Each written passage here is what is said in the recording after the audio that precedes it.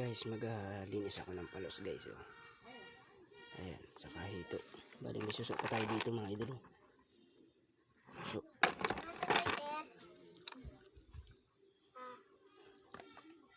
Isa. Palos. Ayan guys, ang laki na. Haba niyan guys. Ayan, sulit ang panghuli ko ng palos guys. Ayan, bali hindi ko nga pala na-video guys yung paghuli ko kasi medyo ng tubig. Malalalim. Ayan guys, may hipon pa tayo guys. Sama natin dyan sa isda. So ayan, dilinis pa tayo nitong susok mga idol.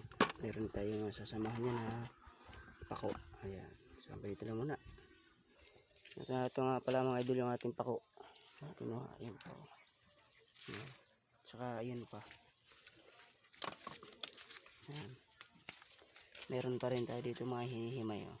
Marami pa yan. Bali yan yung kasama ng ating isda. Si tita naghihimay. Kasi amor.